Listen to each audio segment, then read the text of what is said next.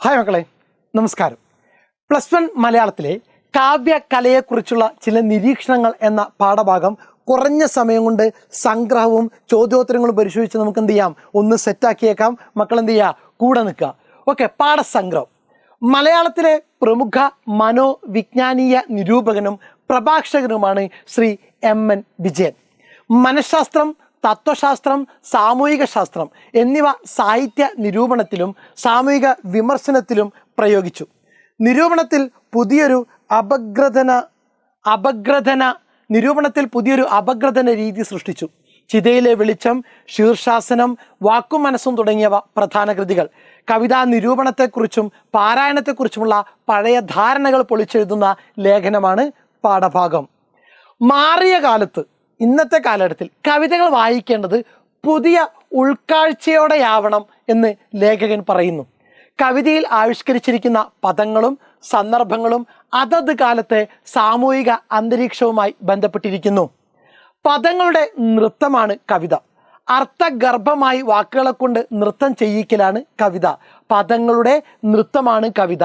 അർത്ഥഗർഭമായി വാക്കുകളെ കൊണ്ട് നൃത്തം ചെയ്യിക്കലാണ്. പറയാനുള്ളത് നേരെ ചൊവ്വെ പറയുന്നത് ഒരിക്കലും കവിതയാകില്ല. ഒന്നിലധികം അർത്ഥം ഒളിച്ചു വച്ചിരിക്കുന്ന വാക്കുകൾ തിരഞ്ഞെടുത്ത് അത്ഭുതകരമായി വിന്യസിക്കുന്നതാണ് ഉത്തമ കവിത.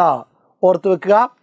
വൈലോപ്പിള്ളിയുടെ സഹ്യന്റെ മകൻ എന്ന കവിതയിലെ ഈ വരികൾ ഉദ്ധരിച്ചുകൊണ്ട് ലേഖകൻ തൻ്റെ വാദങ്ങളെ സാധൂകരിക്കുന്നു.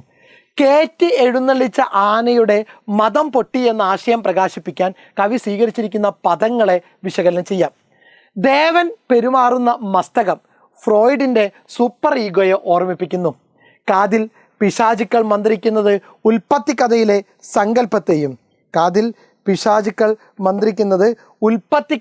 സങ്കല്പത്തെയും കൊണ്ടുവരുന്നു. ഇങ്ങനെ മനഃശാസ്ത്രപരവും പൗരാണികവുമായ മാനങ്ങൾ ഒരുമിച്ച് ചേരുന്നു. ആധുനിക മനുഷ്യൻ്റെ മാനസികാവസ്ഥയിൽ ആ മൃഗം എത്തിച്ചേരുന്നു. ലളിതമായ പദങ്ങൾ പ്രാസവും വൃത്തവും ഒപ്പിച്ച് നിരത്തുന്നതായിരുന്നു പഴയകാല കവിതകൾ. ലളിതമായ പദങ്ങളെ പ്രാസം വൃത്തം ഒപ്പിച്ച് നിരത്തി വെച്ചാൽ എന്ത് ചെയ്യും, പഴയകാല കവിതകളാകും. വികസിതമായ വിജ്ഞാനവും അനുഭൂതി മണ്ഡലങ്ങളും കവിതകളെ ഇന്ന് സങ്കീർണമാക്കിയിരിക്കുന്നു. കാവ്യങ്ങളുടെ ആവിഷ്കാരത്തിലും ആസ്വാദനത്തിലും ഇന്നൊരു പുതുമ കൈവന്നിട്ടുണ്ട്. എന്താണ് അതിനകത്ത് പ്രയോഗിച്ചിരിക്കുന്ന ഒരു പദം? അവ്യവസ്ഥിതത്വം എന്നാണ്. അവ്യവസ്ഥിതത്വം ഓർക്കുക. ആംബിഗ്വിറ്റി അല്ലെങ്കിൽ അവ്യവസ്ഥിതത്വം. കവിതയുടെ ഏറ്റവും നല്ല ഗുണമായിട്ടാണ് ആംബിഗ്വിറ്റി അല്ലെങ്കിൽ അവ്യവസ്ഥിതത്തെ കണക്കാക്കപ്പെടുന്നത്. അർത്ഥമുള്ളതല്ല, അതിനപ്പുറമുള്ളതാണ് കവിത. നേരെ കാണുന്ന അർത്ഥമല്ല, അതിനപ്പുറമുള്ളതാണ് കവിത. അതാണ് ആംബിഗ്വിറ്റി. വാക്കുകൾ അനേകം അർത്ഥങ്ങളെ ഉൽപ്പാദിപ്പിക്കണം. പേന, തൂലിക എന്നീ പദങ്ങൾ ഉദാഹരണമായിട്ട് എന്ത് ചെയ്യുന്നുണ്ട്, ചൂണ്ടിക്കാണിക്കുന്നു. പേന എഴുതാനുള്ള ഉപകരണം മാത്രമേ ആകുന്നുള്ളൂ. അതിൽ കവിഞ്ഞ ആശയമൊന്നും ആ പദം ഉണ്ടാക്കുന്നില്ല. എന്നാൽ തൂലിക എന്ന വാക്ക് തൂവലിനെയും എന്ത് ചെയ്യുന്നുണ്ട്, ഓർമ്മിപ്പിക്കുന്നുണ്ടെന്ന് ചുരുക്കം. ആ തൂവലിരുന്ന പക്ഷി, പറിച്ചെടുക്കുമ്പോഴുണ്ടാകുന്ന അതിൻ്റെ വേദന എന്നിങ്ങനെ ഒന്നിലധികം കാര്യങ്ങൾ ഉൽപ്പാദിപ്പിക്കുന്നു. തൂവലിലൂടെ വിരിയുന്നത് ജീവരക്തം തന്നെയാണ്. കവികൾ സ്വീകരിക്കുന്ന പദങ്ങൾ, പ്രയോഗിക്കുന്ന ബിംബങ്ങൾ എന്നിവയുടെ അർത്ഥം നിർണ്ണയിക്കുന്നത് അതത് കാലത്തെ ചരിത്ര സംഭവങ്ങളാണ്. കല്യാണ സൗഗന്ധികം തുള്ളലിൽ കുഞ്ചൻ നമ്പ്യാർ വാഴപ്പഴങ്ങളെ വൈഡൂര്യവും ഗോമേതകവും ഒക്കെയായി കൽപ്പിക്കുന്നു. എന്നാൽ ചങ്ങമ്പുഴക്ക് അങ്ങനെ സങ്കല്പിക്കാൻ കഴിയുന്നില്ല. മാറിയ സാമൂഹ്യ സാഹചര്യത്തിൽ ജന്മി കുടിയാൻ ബന്ധത്തിലെ അനീതിയുടെ വേദനയാണ് വാഴക്കുല അദ്ദേഹത്തിന് നൽകിയത്. മേഘത്തെ കാളിദാസൻ കാമുകന്റെ സന്ദേശവാഹകനായി കൽപ്പിക്കുന്നു. വള്ളത്തോളാകട്ടെ നൂൽ നൂൽക്കുന്നതിനുള്ള പരുത്തിയായും കാണുന്നു. കവികൾ സ്വീകരിക്കുന്ന പദങ്ങളുടെ അർത്ഥം നിർണ്ണയിക്കുന്നത് അതത് കാലഘട്ടത്തെ സാമൂഹിക സാഹചര്യം കൂടിയാണ്. കാർമേഘം ഉത്തരേന്ത്യയിലെ അനുരാഗമുണർത്തുന്നു. വർഷത്തിൽ 4-5 മാസം മഴയുള്ള കേരളത്തിൽ കാർമേഘം കാണുമ്പോൾ പ്രത്യേകിച്ച് അനുരാഗം മറ്റൊന്നും ഉണ്ടാകുന്നില്ല എന്നാണ് MN വിജയൻ പറഞ്ഞത്. എല്ലാവരും ഒരേപോലെ കാണാത്തതാണ് കവികൾ തിരഞ്ഞെടുക്കുന്ന സിമ്പലുകൾ. എല്ലാവരും ഒരേപോലെ കാണാത്തതാണ്. ഓരോ കവിയും തന്നിഷ്ടം പോലെ പുതിയ ലോകങ്ങൾ നിർമ്മിച്ചുകൊണ്ടേയിരിക്കുന്നു. അനുഭവങ്ങളുടെ നവങ്ങളായ പുതുലോകങ്ങൾ സൃഷ്ടിക്കുന്നവരാണ് മഹാകവികളെന്ന് MN വിജയൻ സൂചിപ്പിക്കുന്നു. സെറ്റാണല്ലോ. ഒന്നുകൂടി എന്ത് ചെയ്യുക, നിങ്ങൾ കേട്ടു നോക്കുക, ഇതിലേക്ക് വരിക. തന്നിഷ്ടം പോലെ ലോകങ്ങൾ സൃഷ്ടിക്കുന്ന കവികളെ നമുക്ക് ഇനിയും ആവശ്യമുണ്ട് എന്ന് MN വിജയൻ അഭിപ്രായപ്പെടുന്നതിൻ്റെ യുക്തി എന്താണ്?